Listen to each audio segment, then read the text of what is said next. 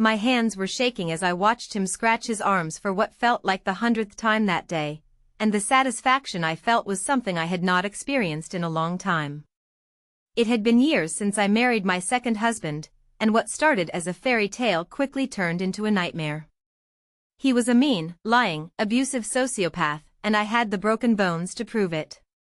But one thing that always seemed to be a priority for him was his sensitive skin and allergies, and I had to use a laundry detergent without dyes or harsh chemicals. The smell of that detergent was always a reminder of the life I was living, a life of constant fear and anxiety. The sound of the washing machine and the smell of the detergent were so familiar to me, but that day at the laundromat, something was different. I had decided to use a box detergent from the machine instead of the one I always used, and as I watched the clothes spin, I felt a sense of rebellion that I had not felt in years. The laundromat was quiet, except for the sound of the machines, and the smell of detergent filled the air. I felt a sense of calm wash over me as I thought about what I had just done. As I walked back into our small family business, a real estate agency, I was greeted by the familiar sight of my husband's face, and the feeling of dread that came with it. He was sitting at his desk, scratching his arms, and I knew that my plan was working. The office was bustling with activity, the sound of phones ringing and people talking, but all I could focus on was him. My coworker, Sarah, noticed my gaze and raised an eyebrow, but I just smiled and walked to my desk.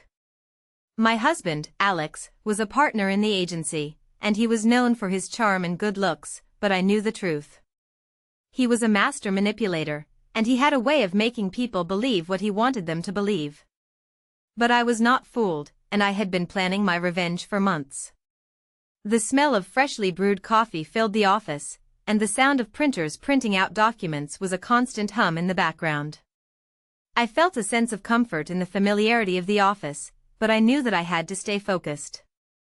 As the days went by, Alex's itching got worse, and he started to get irritated. He would snap at me and our coworkers, and the tension in the office was palpable. I could see the frustration in his eyes, and I knew that he was getting desperate.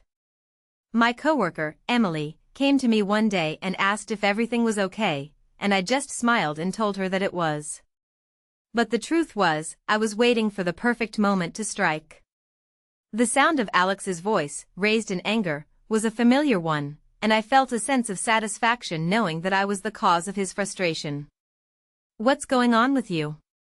Alex asked me one day, as he was scratching his arms. "You seem different," he said, looking at me with a mixture of curiosity and suspicion. I just shrugged and told him that I was fine, but the truth was, I was waiting for him to crack. The smell of his cologne filled the air, and I felt a sense of revulsion at the thought of being close to him.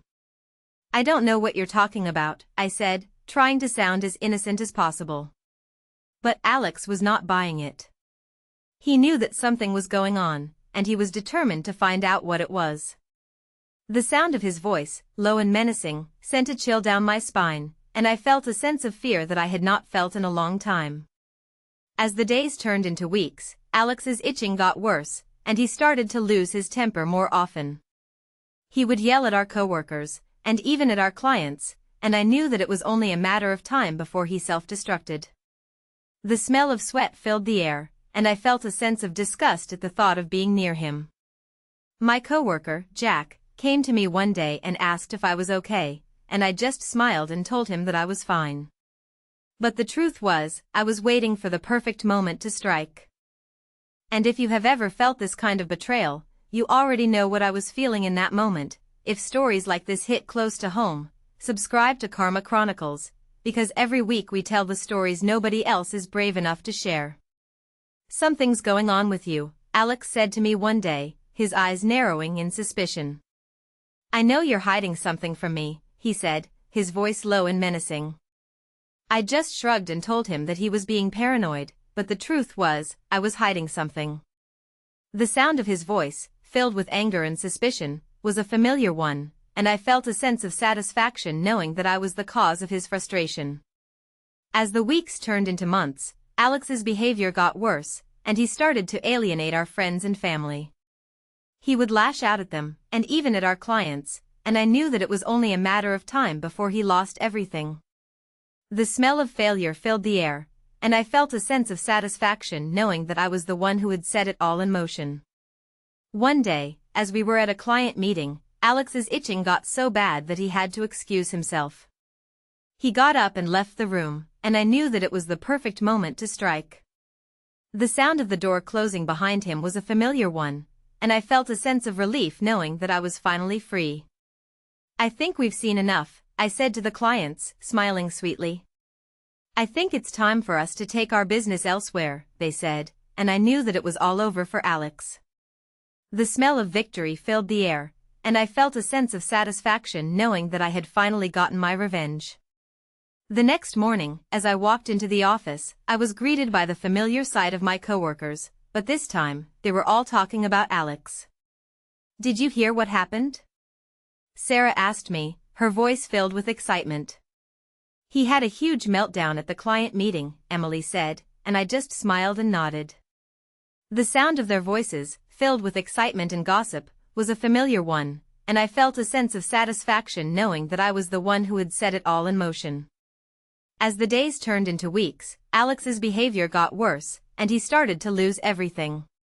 He lost our friends, our family, and even our business, and I knew that it was all because of his own actions. The smell of failure filled the air, and I felt a sense of satisfaction knowing that I had finally gotten my revenge. 3 months later, I was sitting in my new office, surrounded by my new coworkers, and I felt a sense of peace that I had not felt in years. I had started my own business, and it was thriving, and I knew that it was all because of my own hard work. The smell of freshly brewed coffee filled the air, and the sound of printers printing out documents was a constant hum in the background. I felt a sense of comfort in the familiarity of the office, and I knew that I was finally free. As for Alex, he was last seen working at a low-end real estate agency, and I heard that he was still struggling with his allergies. The sound of his voice, filled with anger and frustration, was a distant memory, and I felt a sense of satisfaction knowing that I had finally gotten my revenge. My heart was finally at peace, and I knew that I would never let anyone abuse me again.